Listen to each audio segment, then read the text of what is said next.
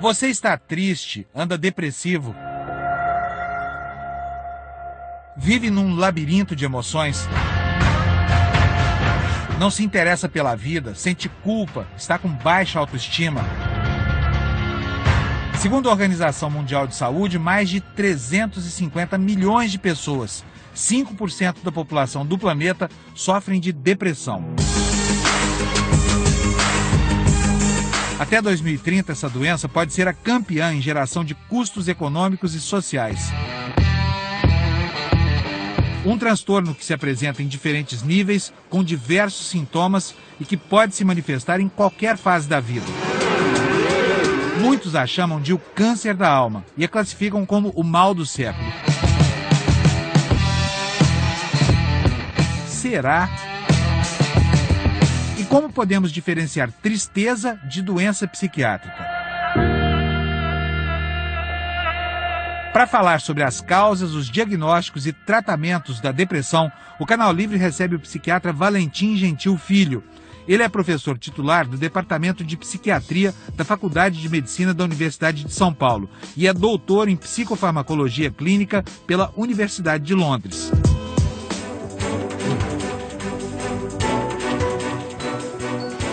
Boa noite. E para falar sobre depressão com o Dr. Valentim Gentil, estão aqui na bancada comigo esta noite o jornalista Fernando Mitre e a minha colega Aline Midley, que é apresentadora do Café com Jornal. Doutor Valentim, boa noite, bem-vindo. Olha, existe muita gente desconfiada de que essas doenças que dizem respeito a comportamentos, à alma, ao humor, essa coisa toda, estão sendo objeto da cobiça da indústria farmacêutica, que agora estão quimioterapizando tudo. Eu quero saber do senhor se isso é verdade. Antigamente o que era tristeza, hoje é depressão, o que hoje é depressão, um dia já foi tristeza, as pessoas davam com isso sem remédio, como é que é isso? Boa noite, um prazer estar aqui com vocês. Eu queria dizer que existem muitos diagnósticos diferentes para a depressão. Os principais, de ordem médica mesmo, são conhecidos desde o Velho Testamento, então não é modismo.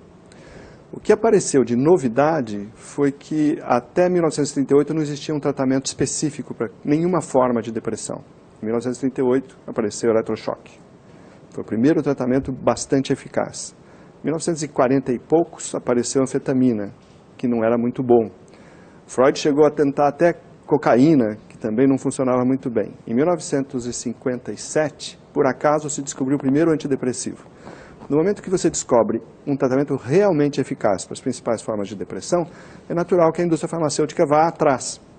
Ela levou algum tempo para, de fato, investir pesadamente nisso.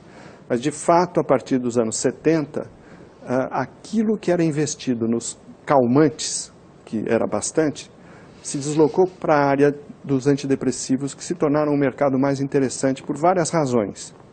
A partir dos anos 80, houve um investimento grande da indústria farmacêutica em atender uma demanda reprimida, percebida nos estudos epidemiológicos por parte da população geral que tinha depressão.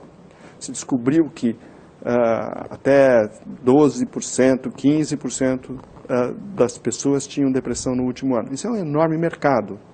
Se descobriu também que esse mercado estava totalmente não atendido. Até hoje ele continua não atendido. Então, na cidade de São Paulo, na Mega City de São Paulo, um estudo da doutora Laura de Andrade, lá do Hospital das Clínicas, mostrou que no último ano, só 1/3 das pessoas com depressão grave recebe um tratamento adequado para depressão. Então, veja, todo esse mercado reprimido abre a porta para a indústria farmacêutica procurar ajudar, ganhando o seu lucro com isso. Então, isso se tornou um grande mercado.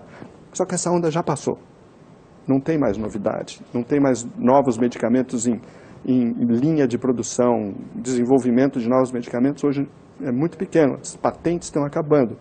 Então hoje o nosso problema não é esse, o nosso problema é essa demanda reprimida que continua. Mas aí que eu queria fazer uma pergunta, houve uma ampliação do conceito da doença, né? Houve uma ampliação, antes era mais restrito. Eu queria saber o que não era doença antes e que agora é doença. Na medida que você tem medicamentos que são capazes de reverter estados emocionais, você começa a desconfiar que aquilo talvez não fosse normal. Então, uma porção de gente que respondeu a antidepressivos, ao Prozac, por exemplo, que começou a ser usado em larga escala, era um medicamento que as pessoas usavam para diminuir apetite, para melhorar o humor, para aguentar as vicissitudes do dia a dia, e não só como antidepressivo. Para nada, inclusive, só porque está na moda, todo mundo tomava. Um monte de gente usou esse medicamento durante muito tempo. Ele faturava 3 bilhões de dólares por ano. O senhor diria que isso recuou um pouco essa...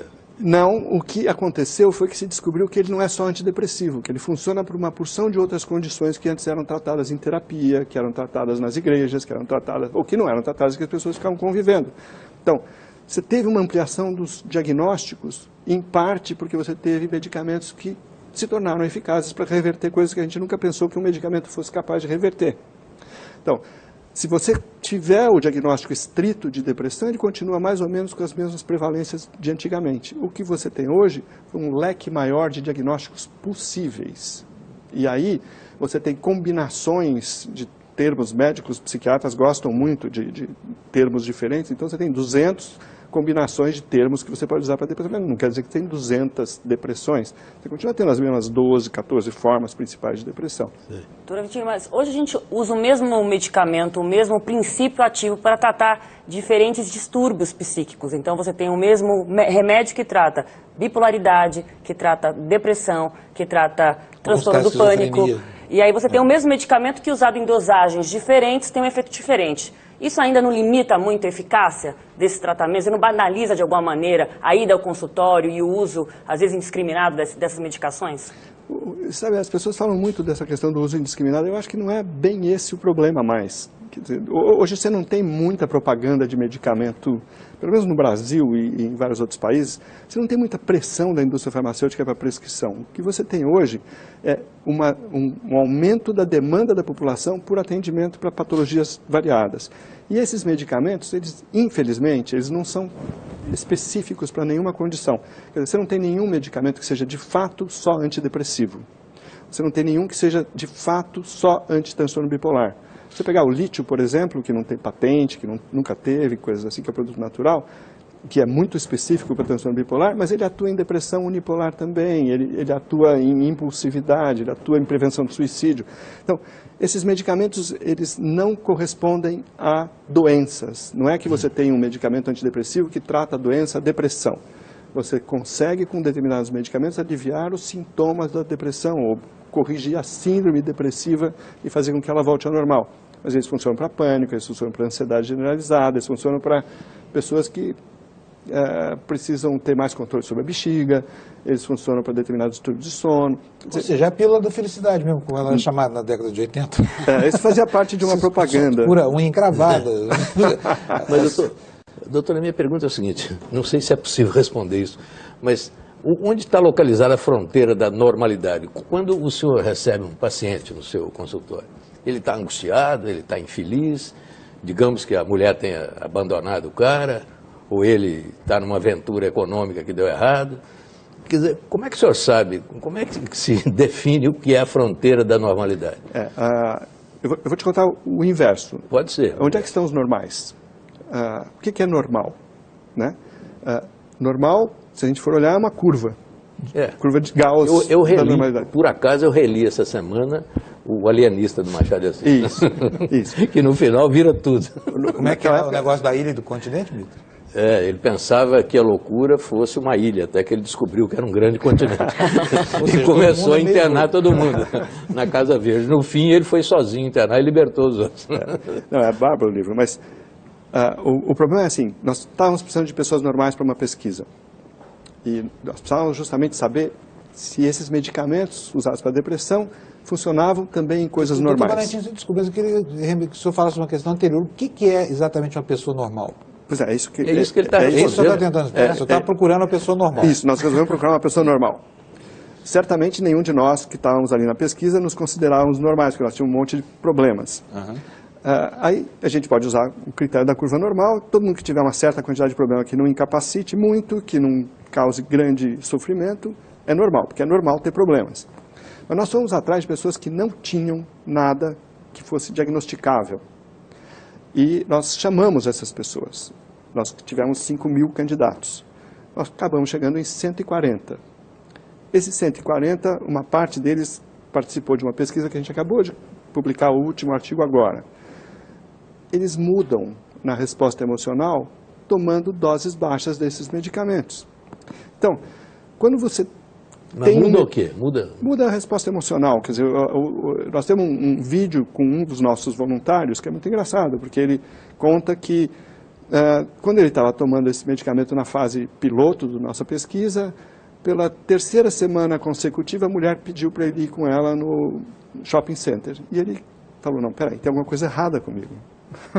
Tem coisas que eu gosto de fazer, tem coisas que eu não gosto. Como é que eu, de repente, me tornei tão tolerante? Ou ele está trabalhando, fazendo um balancete da empresa dele, e o cara fala, pô, para de assobiar. E nunca na vida dele ele era capaz de ficar tão descontraído com essa situação. E a gente tem um monte de relatos desse gênero. E aí, isso é uma super regulação para algumas pessoas. Para outras pessoas, acontece um embotamento. Você começa a não valorizar as coisas. Teve pessoas que disseram, não, melhor eu parar de tomar esse remédio, porque senão eu vou começar a ter prejuízo na minha empresa, ou no meu trabalho, coisas assim. Começa a assoviar quando o déficit aumenta. Isso. Então, esses medicamentos, eles não são específicos para as coisas, eles podem ser usados para essas coisas. O que um médico faz para responder a sua pergunta? O médico tenta ver se a pessoa tem uma síndrome médica, que é diferente de você ter simplesmente um sintoma. Alguém te procura porque está infeliz. Eu não tenho nenhum remédio para deixar ninguém feliz. Não existe pílula da felicidade. Então, o problema é, está em situação que justifica, está proporcional, vamos tentar ver qual é a realidade, o que dá para fazer dentro da realidade. O remédio não vai resolver conflito conjugal, não vai... Mas ele vai te tornar talvez menos irritado para você chegar em casa, quando você começar a ter um conflito conjugal, você conseguir parar, contar até 10 e não escalar para uma briga que vai levar a tanto mais estresse. Então, a gente vai aprendendo a reconhecer síndromes que são consistentes. Essas síndromes são conjuntos de sinais e sintomas descritos há bastante tempo e que você consegue mais ou menos prever a evolução. E agora a gente sabe mais ou menos qual é a resposta terapêutica. Então, o sujeito está em mania, é uma síndrome, eu sei mais ou menos quais são os remédios que podem funcionar para isso, eu não vou dar um antidepressivo que vai agravar. O sujeito está em depressão, eu não vou dar um remédio que a gente usa para mania, porque eu sei que eu vou agravar a depressão. E assim vai. Os médicos tentam aprender essas síndromes, reconhecer essas síndromes e ensinar os pacientes a reconhecer e tratar isto. Não é uma coisa que corresponda necessariamente a uma doença médica. E esse é o grande problema que a psiquiatria tem hoje. O senhor recomenda, de vez em quando, um apoio psicológico também? Sempre. Ao tratamento sempre, se tiver como ajudar as pessoas, se elas tiverem acesso a esses tratamentos, porque a questão toda é que tipo de apoio psicológico? É na igreja? Não. Eu digo o seguinte, por que não? É tratamento mesmo. Não, por que não? Não, mas a igreja não. A igreja faz apoio. Não, mas é um apoio que ajuda a gente. Sim, mas o amor também ajuda, a amizade ajuda. Isso, mas eu estou falando de outra coisa. Da psicoterapia. Exatamente. Aí, se o senhor usa psicoterapia também. Então, quando você vai para a psicoterapia, e você tem algumas dezenas, ou na verdade centenas de variantes, quando você vai prescrever isso como médico, você precisa usar o critério que você usa para a medicação. Você precisa saber para que ela funciona. Então, eu indico terapia cognitivo-comportamental para casos de pânico.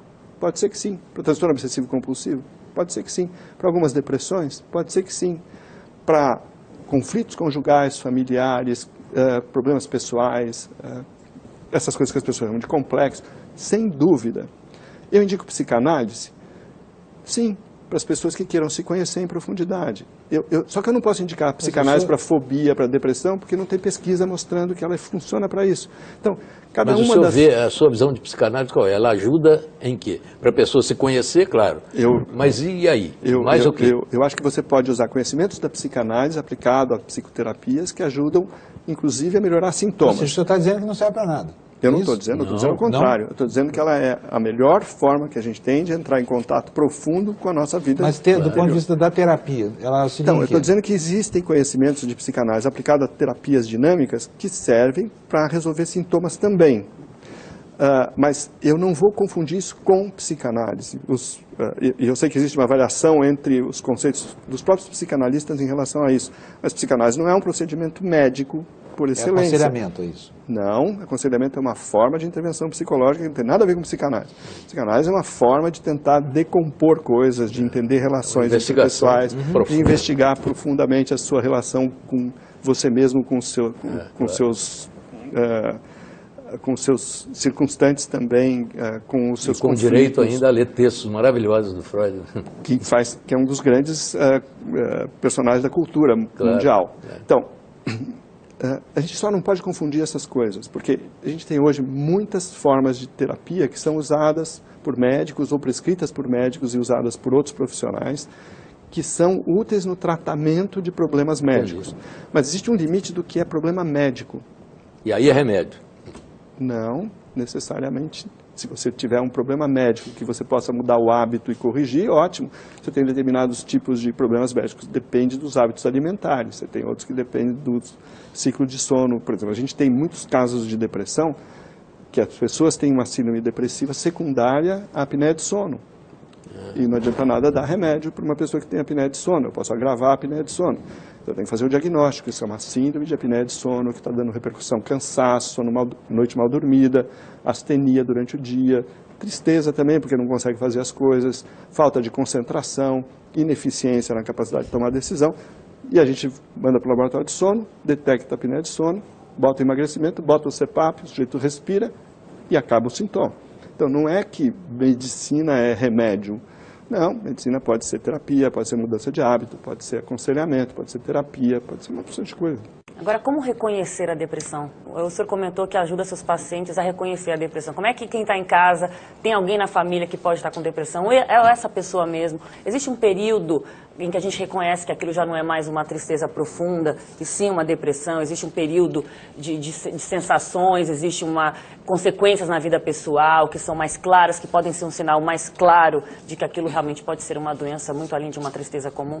Então, a gente, como não tem nenhuma medida objetiva dessas coisas, quer dizer, não adianta você fazer uma ressonância magnética para descobrir se a pessoa está em depressão, não adianta você fazer um metabolismo cerebral para descobrir isso, porque isso a gente faz estatisticamente. Quer dizer, você compara 50 pessoas quando elas estão deprimidas com quando elas não estão deprimidas e você mostra diferenças de influxo sanguíneo cerebral, de eletrocefalograma, de tudo, inclusive de sono. Como você não tem esses exames para fazer o diagnóstico, você depende do que a gente tem de 2.500 anos de história da medicina. E você vai ver quais são as síndromes robustas. Então, se é uma depressão clássica, ela tem, a pessoa tem uma alteração do ritmo de sono. Ela começa a acordar muito cedo de madrugada, com angústia, com sensação muito ruim de incapacidade de enfrentar o dia, de não conseguir, inclusive, voltar a dormir. Ela pode ter tristeza profunda, ela pode ter sentimento de culpa completamente desproporcional com a realidade, e pode ter até ideias de que ela merece castigo. Tem formas ainda mais graves, que a pessoa pode achar que ela está morta por dentro, o risco de suicídio, essas coisas todas. Então, uma síndrome dessas, ninguém tem muita dúvida de que é uma doença. Em geral, tem componentes na família, então tem uma heredabilidade nisso, às vezes tem um componente genético importante nisso. Mas aí você tem desse grau de depressão até uma depressão em que a pessoa está só triste, incapaz de ter prazer nas coisas, inapetente, emagrecendo, um distúrbio de sono. Mas tem sempre sofrimento aí, né? Os graus variam, tem mas sofrimento. Se você tiver uma depressão que você está muito feliz com ela, tem alguma coisa errada. Um sofrimento deve persistente. ter um outro nome. É um sofrimento persistente, que ele persiste por dias, semanas. Isso tem que ter uma duração. Então, a gente usa como critérios básicos para depressão, para ansiedade também, quanto que é proporcional às circunstâncias. Morreu alguém e você está muito triste, e você não está conseguindo se alimentar, e você não está dormindo direito, isso pode ser luto. Mas se isso passou um mês, ou 2, ou 3, e você continua do mesmo jeito, você não consegue trabalhar, você não consegue entender o que você está lendo, você não consegue conversar com as pessoas, e não tem nenhum momento do dia que você consegue sair desse estado, peraí, está desproporcional. Então duração, proporcionalidade, quanto que é justificável, quanto que isso faz parte do padrão habitual de resposta dessa pessoa, ou da cultura em que ela vive, essas coisas todas que a gente acaba usando para fazer um diagnóstico diferencial entre o que é uma resposta emocional normal do que é uma coisa que a gente considera um problema médico. Por exemplo... Não, por favor, pode continuar. Eu tenho uma pergunta que tem relação com esse assunto, mas já a gente vai fazer para o senhor. Mas eu acho que uma das coisas que a gente está estudando nos últimos tempos e retomando nos últimos tempos é assim, você sente uma opressão no peito, aperta o peito quando você tem uma notícia ruim, ou quando você vê uma cena que você não gosta, ou quando você lembra de alguma coisa que te deixa triste. O que é isso? Bom, isso tem nome, todas as línguas que a gente procurou se chama angústia. essa angústia pode não ser patológica, ela pode ser a sua resposta emocional frente a essas coisas. Isso, em geral, 1/3 da população mais ou menos tem, isso é geneticamente determinado. Quem tem angústia sabe que chama angústia, menos os médicos, porque a palavra não existe mais. A palavra em medicina caiu da moda porque os ingleses tiraram a anguish do dicionário. Mas, se for só angústia, você precisa tratar isso? Ou, se essa angústia está vindo fora de hora demais, essa pessoa está sofrendo muito, vale a pena tratar? A gente tem tratamento. Quando que a gente vai usar esse tipo de tratamento? Quando o sofrimento está desproporcional, quando está aparecendo... Essa é a fronteira, então. Na verdade, a nossa função como médicos, em primeiro lugar, é sedar a dor, não é? Sedar indolorem opus divinus est, é o nosso mote. A segunda coisa é, primeiro, não fazer mal. São essas duas coisas que a gente usa em medicina. Quanto que eu posso te ajudar sem te fazer mal? Então, se eu tenho recursos terapêuticos, e aí entra a história da indústria farmacêutica, se eu tenho recursos terapêuticos que foram descobertos nos últimos 40, 50 anos, que são capazes de aliviar angústia, e a pessoa está tendo angústia com frequência, mas ainda ela não tem depressão, ela só tem essas reações de angústia. Mas isso está sendo muito sofrido, porque esse sintoma, por quem tem, às vezes, é horrível. Por que que eu não vou tratar? Por que que eu vou deixar essa pessoa tentando descobrir a causa e o mecanismo, se a gente não sabe causas e mecanismos da maior parte das condições psiquiátricas até hoje, porque é muito complexo o nosso cérebro. Então, não, vai fazer análise, ou vai fazer terapia não sei como, e vai lidar na sua igreja, ou vai fazer qualquer outra coisa, e continua sofrendo angústia, se eu tenho um tratamento que pode te aliviar isso, e daí você vai tentar entender por que você teve esses problemas, você não oferecer esse tratamento é missão de socorro. Doutor, o senhor já deve estar cansado de responder perguntas sobre os artistas, tipo Van Gogh, poetas românticos, que sem aquela angústia não teriam feito o que fizeram, e outros artistas e gênios que trabalharam e criaram exatamente na adversidade, no sofrimento. Como é que o senhor encara isso? Quer dizer, como é que o senhor vê o que pode ser uma angústia natural, humana, construtiva, que faz parte da humanidade daquela pessoa, dos sentimentos humanos, e o outro que precisa dopar aquilo, não sei se eu falei a palavra certa, que precisa neutralizar aquilo. Como é que o senhor trabalha essa diferença? Eu fico pensando sempre no Kierkegaard, que trouxe o conceito de angústia do Abraão, quando ele quase mata o filho para oferecer em sacrifício a Deus. E a partir disso vem o conceito de angústia existencial. A minha dúvida, de fato, é se quando ele escolheu a palavra em dinamarquês, o angst, do dinamarquês, que não deve ser assim que se pronuncia, se o Kierkegaard estava se referindo a alguma sensação de opressão no peito. Porque se ele estava, e ele sentia isso, ele estava tendo alguma coisa diferente do que eu sentiria na mesma condição, porque eu nunca senti essa opressão no peito. Então a pergunta é, quando ele fez essa contribuição importantíssima para a filosofia, para o próprio pensamento humano, para a própria existência, ele estava se referindo a alguma coisa que era um padrão especial de resposta emocional dele, herdada, e que tem uma possibilidade de você tomar um medicamento para cortar? Será que se a gente tivesse cortado isso, a gente não teria a contribuição dele para o pensamento, para a filosofia? Será que o Van Gogh, com 37 anos, tivesse tomado um antidepressivo, será que ele daria o tiro no peito? E morria 3 ou 4 dias depois? Será que ele não podia ter tomado lítio, em vez de ele ter fases de aceleração e de depressão, como os quadros dele mostram, e como a correspondência dele com o irmão mostra? O senhor disse que se ele tivesse usado um remédio 3 dias antes de se matar, é uma coisa, mas ele poderia usar esse remédio 3 anos antes de começar a pintar. E aí talvez ele não pintasse. Então, mas aí essa é uma boa questão, porque tem um professor alemão que chama Müller Ollinghauser, qualquer coisa assim, que é um grande especialista em lítio. E ele foi justamente tentar responder essa pergunta. Ele pegou pintores que tinham transtorno bipolar e tratou com lítio. E perguntou para eles, não só pintores, poetas, algumas coisas assim. E perguntou para esses artistas reconhecidos como é que o lítio tinha influenciado na vida deles. E assim, na maior parte, eu não lembro quantos pacientes que ele tratou, mas a maior parte dos casos não tinha havido nenhuma interferência com a produção dele. Em muito pouca gente isso Quer dizer que interfere. pode ser uma ilusão essa de achar que Você tivesse esse que... sofrimento romântico... Mas a angústia, de alguma forma, pode ser produtiva? Porque, Então, por exemplo, o romantismo inteiro o romantismo inteiro nasce de uma relação de angústia, né? Depende do conceito de angústia. Você vê que eu estou falando de angústia com pressão pré-cordial. O romantismo Então, é quer dizer, a mais o angústia não tédio, se deve né? desprezar como se fosse sempre um... Não, se você falar de angústia existencial, ou se você falar do porvir, ou se você falar do tédio, ou se falar... Não, isso não é problema médico. Eu estou me perguntando se o Kierkegaard tinha opressão no peito. Eu estou me perguntando se o Van Gogh podia ter tomado lítio para não ter as fases de aceleração e depressão.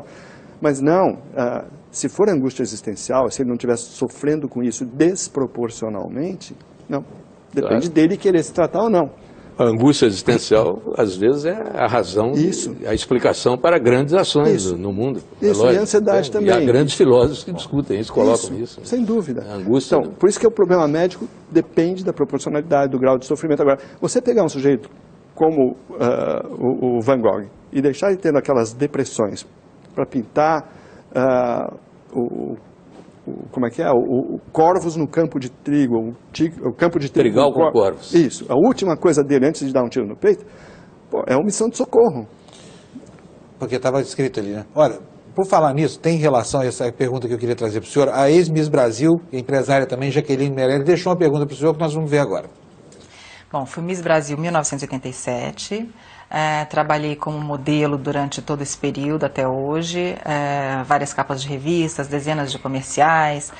Fui casada durante 20 anos, tenho 3 filhos e atualmente estou trabalhando como atriz na Praça é Nossa e acabei de escrever um livro que chama Da Coroa ao Cajado, onde eu relato uma história de superação, que é a superação da minha depressão, que eu enfrentei durante 6 anos. No meu caso, a depressão apareceu através da tosse. Eu passei 3 meses tossindo ininterruptamente, minha família já não aguentava mais. E foi um infectologista que descobriu que a minha tosse era decorrente de um estado depressivo que já estava se iniciando.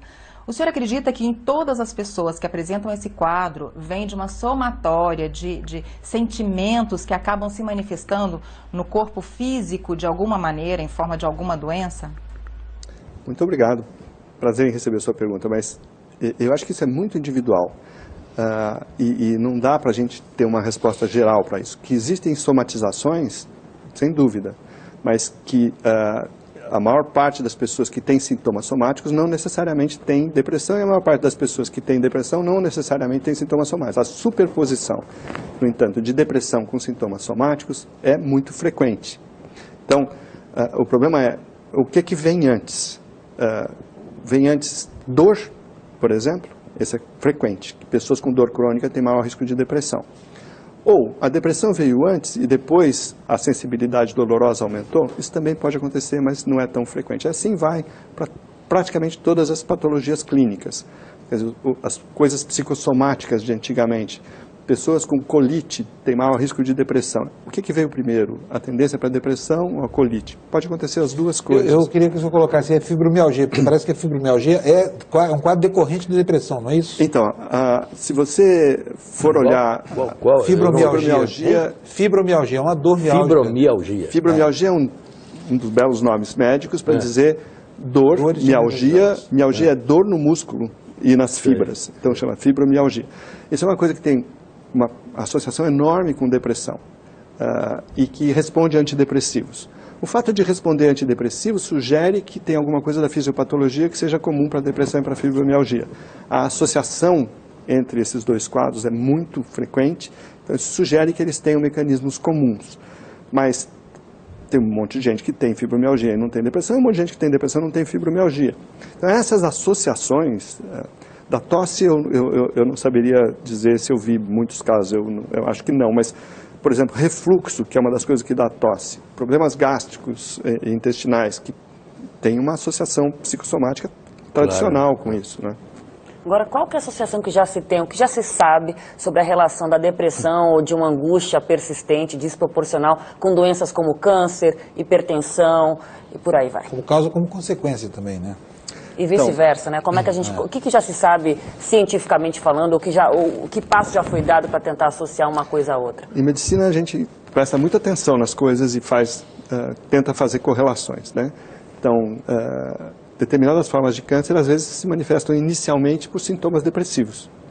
E pode ser por causa do estado debilitado do organismo ou não. Você pode ter, antes de qualquer outra manifestação do câncer, você pode ter sintomas depressivos associados. Por exemplo, tradicional, clássico, é o câncer de cabeça de pâncreas. Então, às vezes, muitas vezes, o primeiro sintoma do câncer de cabeça de pâncreas é uma depressão ou sintomas depressivos. Você tem depressões aumentando o risco de uma porção de doenças, você tem problemas cardíacos associados à depressão com grande frequência, você tem problemas infecciosos crônicos, certamente, você tem AIDS, certamente, você tem doenças reumáticas, doenças dolorosas, você tem moléstia de Crohn, você tem síndrome do... Sim, mas aí é a doença que provoca a depressão. Você tem associação dessas coisas e é difícil você dizer... O câncer de pâncreas, por exemplo, evidentemente... Não é a depressão que foi causada... Não. É, claro. Aí você tem provavelmente primeiro o câncer, depois os sintomas depressivos. Isso. Mas você tem outras coisas que é difícil dizer o que veio primeiro. Por exemplo, doenças neurológicas como Parkinson. Pode começar simultâneo, você não sabe qual que veio primeiro ou qual que veio doutor, depois. Como é que a gente identifica, assim, por exemplo, num ambiente de trabalho, entendeu? Sinais de um comportamento que pode levar a uma depressão, quer dizer, aquele seu colega começa a sofrer e a gente não sabe. Quais são os sintomas? Então, porque qualquer um de... Panuso não, que é uma pessoa muito normal, mas eu, por exemplo, se eu estou na redação, que sinais eu posso dar de que eu estou começando a entrar em depressão? Então, depende da sua idade, depende das suas condições de vida, depende dos seus hábitos, e aí tem várias coisas que as pessoas têm que levar em conta. Qual a faixa etária? As depressões costumam acontecer entre os 18 e os 45 anos, mais ou menos. Aí tem as mulheres têm um outro pico na menopausa e depois tem nos idosos. Os hábitos, eles mudam. Eu sempre fui um cara que acordei em determinada hora, agora eu comecei a acordar antes e não consigo voltar a dormir. Eu sempre tive disposição ao acordar, agora não, eu vou acabar de acordar quando eu estou no chuveiro. Eu sempre tive apetite na hora do almoço, agora não estou com apetite. Eu sempre consegui entender as coisas que eu estou lendo com facilidade, agora fico voltando parágrafo. Eu sempre tive prazer em determinadas coisas, eu estou começando a perder o prazer. Eu estou carregando o meu corpo, minha perna está parecendo que tem chumbo. Essas coisas não são normais. Quer dizer, se você não tem uma depressão crônica desde a infância, que também pode acontecer, mas de baixa intensidade, mas se você sempre foi uma pessoa razoavelmente modulada de resposta emocional e isso começa a mudar, tem que prestar atenção. Sua saúde geral está sofrendo com isso, seu peso está se alterando, seus apetites estão mudando, seu prazer está mudando. As pessoas, quando tem a primeira vez, elas levam tempo para diagnosticar. Mas depois de uma primeira, a próxima, as pessoas percebem muito rapidamente. Doutor Valentim, eu quero logo perguntar para o senhor, depressão mata. O senhor falou em suicídio várias vezes. Existem terapias de choque, literalmente, para tirar o paciente que está na beira do suicídio daquele quadro agudo. Um desses tratamentos, o senhor se referiu a ele como sendo uma coisa de muita eficiência, que é a eletroconvulsoterapia, o eletrochoque. Mas tem muita gente que não pode nem ouvir falar nisso, porque o eletrochoque foi usado como instrumento de tortura, né? Durante o começo do século passado, até a década de 60, foi usado como instrumento de tortura. O eletrochoque, afinal de contas, é boa ferramenta, é uma boa prática médica ou é apenas uma recaída em direção ao passado? Eu acho que ele nunca foi usado como tortura, porque seria um péssimo instrumento de tortura. Porque uma coisa é você dar choque no pau de arara... É que as pessoas associam a eletroconvulsoterapia com o choque da tortura, né? Uma coisa é você dar choque e as pessoas sentirem choque, coisa assim. E existia até um tratamento que era meio nessa linha, que chamava torpeagem, que eram pequenos choques de baixa amperagem, que as pessoas sentiam choque. Mas se você fosse fazer o eletrochoque como instrumento de tortura, não ia funcionar, porque as pessoas perdem a consciência instantaneamente. E elas não iam sentir nada. Então, antigamente, nos anos 30, 40, quando isso começou a ser usado, isso era feito sem anestesia. Então, aí o problema é que as pessoas tinham dores depois, por causa da contratura muscular.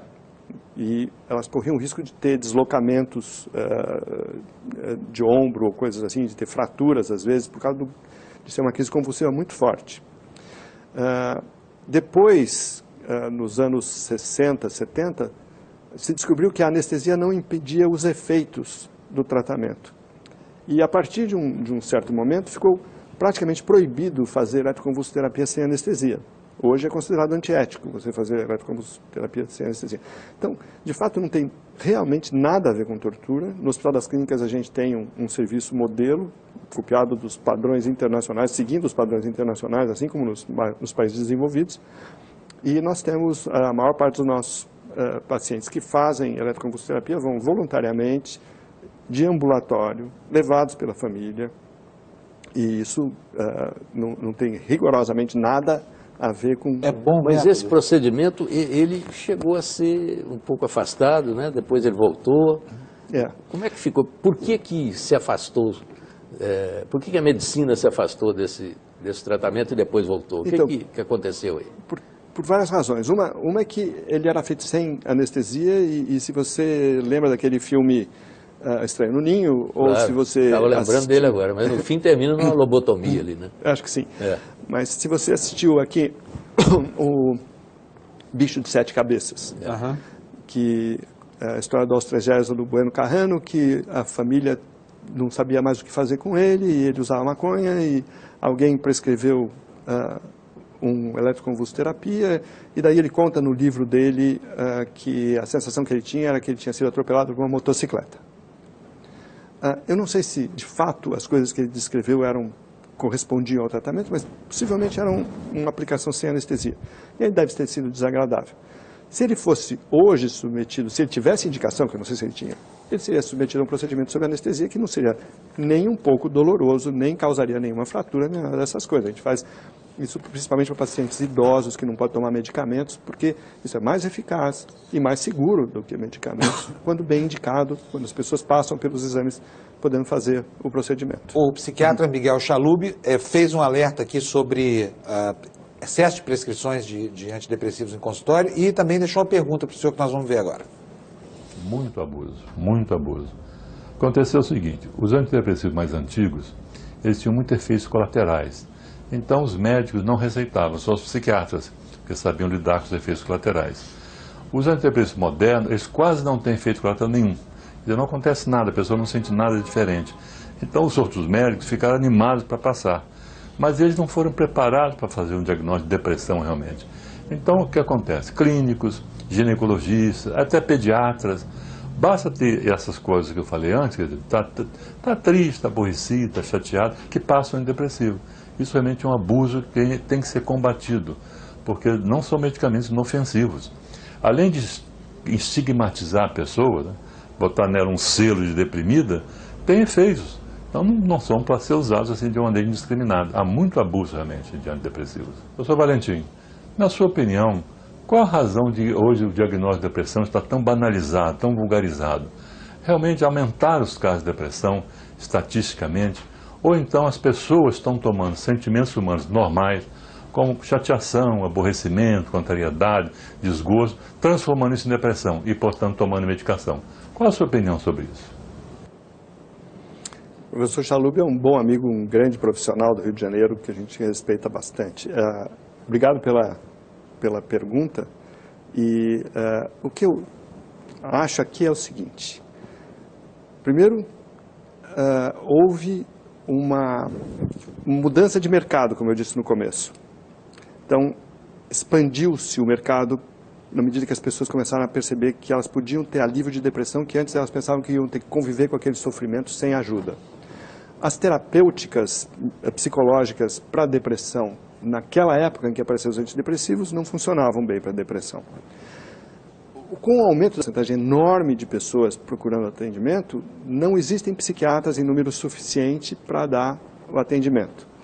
Nós tivemos que pedir para os médicos generalistas aprenderem a diagnosticar a depressão, e aí apareceu um interesse de uma indústria farmacêutica específica em desenvolver medicamentos que bastava você dar uma pílula por dia que você resolvia o problema da depressão. Isso foi no começo dos anos 80 e coincidiu com uma mudança nos critérios de diagnóstico da psiquiatria americana para falar de um negócio chamado depressão maior, que não tem rigorosamente nada a ver com tudo que a gente aprendeu em psiquiatria nos últimos 2000 anos a respeito dos quadros sindrômicos.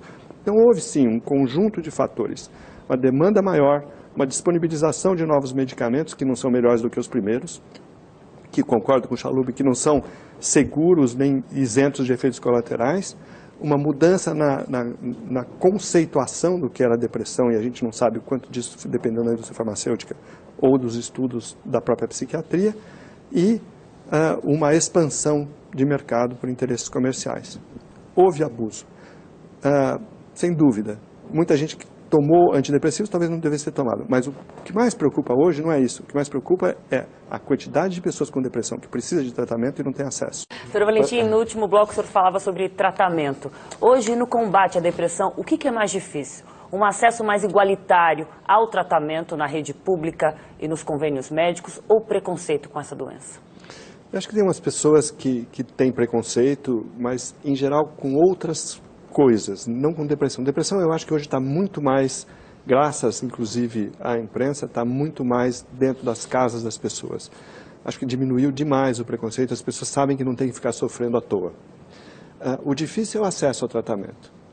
O sistema de saúde adotado no Brasil pelo Ministério da Saúde desde 1980 e poucos, fechou os ambulatórios. E se você não tem ambulatório, você não tem um lugar para tratar a depressão, porque depressão não precisa de hospitalização, a não ser nos casos muito graves. No ambulatório, se você não tiver clínicos capazes de diagnosticar e tratar, como o Michel Chalub está dizendo, se você não tiver gente competente para diagnosticar, você não consegue tratar. Então, enquanto não mudar o currículo das escolas médicas, os médicos saem sem treinamento adequado em psiquiatria. Então você precisa de ambulatório psiquiátrico, mas ambulatório psiquiátrico é visto pela Coordenação de Saúde Mental do Ministério da Saúde como um retrocesso, porque isso deve ser prática de centralização de recursos, que não é vista com bons olhos pela política de saúde mental no Brasil. Então, as pessoas não têm ambulatório de psiquiatria, fica difícil tratar a depressão. Está na estaca zero, então. Doutor Valentim, o senhor viveu uma situação que o senhor trata, que é a situação de quem sofre de pânico. O senhor sofreu uma crise de pânico. Como é que foi essa crise e como é que o senhor usa esta crise do seu pânico para tratar o pânico alheio? Nós estávamos fazendo uma pesquisa e eu era o primeiro voluntário, porque eu resolvi que eu ia ser o voluntário da minha pesquisa, que era para um sedativo. E eu queria ver como é que funcionava um antagonista de um sedativo. E eu não sabia que eu ia ter uma crise de pânico, mas depois que me deram um sedativo e depois injetaram, conforme o protocolo, um remédio para reverter isso, eu acordei em 30 segundos e tive a sensação de que eu ia desmaiar. E aí eu entrei em pânico. Isso durou quanto tempo? Pois é, eu entrei em pânico e perguntei para as pessoas, o que está acontecendo? Eu vou desmaiar. E aí os anestesistas estavam em volta, ficaram me olhando, não sabiam muito bem, mas me disseram que estava tudo em ordem, eu percebi que eu não ia morrer, que eu não ia desmaiar, mas eu fiquei 45 minutos trepidando, suando, trêmulo por dentro. A sensação da morte. Mas o senhor sofreu, teve aquelas sensações horríveis? Eu tive a sensação de que alguma coisa muito grave ia acontecer e nessa hora eu entrei em pânico transitoriamente. Depois, quando passou a sensação de que eu ia morrer ou que alguma coisa importante ia acontecer, eu continuei tendo uma descarga de adrenalina e descarga autonômica durante muito tempo. Nesse dia eu aprendi o que é uma crise de pânico muito forte. Isso foi útil porque foi nos anos 80, eu espero nunca mais ter outra, mas a partir daí eu aprendi de fato a reconhecer nos meus pacientes aquilo que é o sofrimento de uma crise de pânico, que não é necessariamente estar em pânico, mas é ter uma enorme descarga. Doutor Valentim, agora tem um efeito colateral, pouco se fala disso em discussões públicas, mas se fala muito a boca miúda do antidepressivo, que é a ausência da libido, o atraso do orgasmo, que às vezes impossibilita mesmo o orgasmo.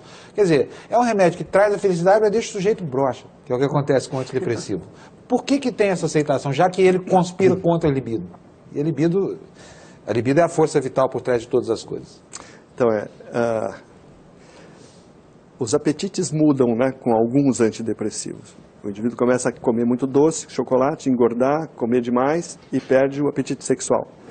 Alguns antidepressivos fazem menos esse efeito colateral. Isso é um efeito colateral indesejável. Alguns antidepressivos não têm esse efeito colateral. Outros a gente usa justamente para tratar ejaculação precoce, porque eles bloqueiam o orgasmo. E isto as pessoas aguentam transitoriamente porque sabem que elas vão melhorar da angústia, que é muito ruim, da ansiedade, que é muito ruim, da depressão, que é muito ruim. E quando você puder baixar a dose, esse efeito desaparece, não é um efeito permanente. Então, às vezes as pessoas abrem mão de alguns prazeres para ficarem livres de um sofrimento muito grande nas depressões que justificam a intervenção com medicamentos. Bom, Mas nosso o tempo uso de já drogas, hein? Fala. acabou. Mitri, Não, só uma perguntinha. rápida. Está muito em discussão aí, o Uruguai, o presidente anunciou a liberação do uso da maconha e tal, no Brasil se discute isso, no mundo inteiro se discute isso. E eu acho que, pelo que eu vejo, a tendência é liberar mesmo. Que posição o senhor tem a respeito? Eu sei que o senhor é meio crítico dessa coisa da Doutor Valentim, o senhor vai responder dentro da sua despedida, do tempo da sua despedida. Tá ótimo. Eu acho que uma coisa é você descriminalizar o uso e você não prender o indivíduo porque está fazendo uso de uma pequena quantidade de droga. A outra coisa é você descriminalizar o tráfico, que, afinal, você tem que legalizar a maconha para descriminalizar o tráfico. E você vai estar legalizando uma coisa que é perigosa.